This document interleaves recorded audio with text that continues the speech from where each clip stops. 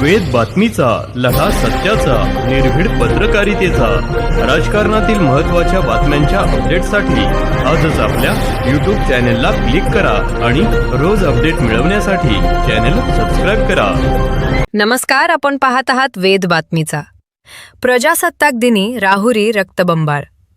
महामार्गावरील संथ कामाचा तरुण बळी. संथ रस्तेकाम, अवजड वाहतूक आणि सुरक्षेचा अभाव. 3 जखमी, नागरिकांचा संताप, आंदोलनाचा इशारा. देशभरात प्रजासत्ताक दिनाचा उत्साह सुरू असतानाच राहुरी शहरातून जाणाऱ्या नगर मनमाड महामार्गावर रक्ताचे सडे पडले.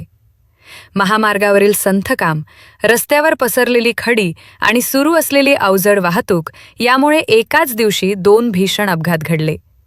या अपघातात लोणी येथे BSc ॲग्रीचे शिक्षण घेणारा संकेत सखाराम बाचकर, वय 18, राहणार गोटुंबा आखाडा या तरुणाचा जागीच मृत्यू झाला, तर अन्य 3 युवक गंभीर जखमी झाले आहेत. पहिला अपघात घडला तो गाडगे आश्रम शाळेसमोर.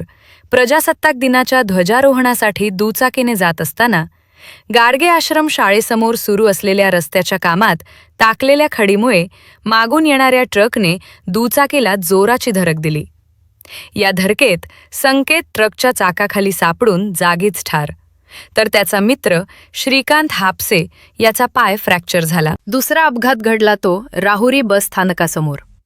पहिली घटना ताजी असतानाच काही मिनिटातच बस स्थानकासमोर खडीवरून दुचाकी घसरून आयशर टेम्पोने 2 तरुणांना उडवले.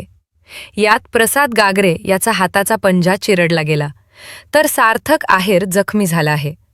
प्रशासकीय अधिकाऱ्यांवर दुर्लक्षाचा आरोप.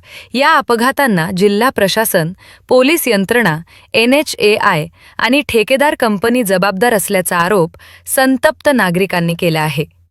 गेल्या 3 महिन्यांपासून काम संथ असूनही अवजड वाहतूक बंद न केल्याने दुचाकीस्वार थेट मृत्यूच्या दाढेत ढकलले जात असल्याचे नागरिकांचे म्हणणे आहे. संतप्त नागरिकांनी आंदोलनाचा इशारा दिला.